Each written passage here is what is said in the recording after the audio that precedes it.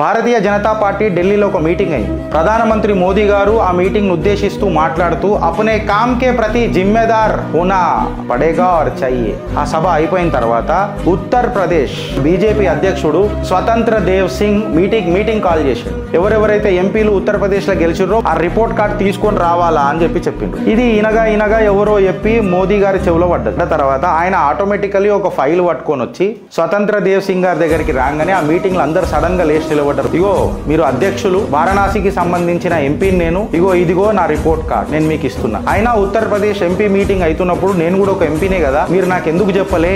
ఇగో ఇది కర్మ సిద్ధాంతం, ఇది కర్మ యోగి అంటే, ఇది డిసిప్లిన్ అంటే. ఉండొచ్చు ఆయన దేశ ప్రధాని, బట్ పార్టీ కార్యకర్త.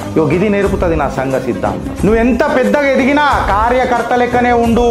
నువ్వు ఎంత ప్రపంచాన్ని శాసించినా ఈ భరతమాత ముద్దు బిడ్డవే అని చెప్పి నేర్పుతుంది నా ధర్మం.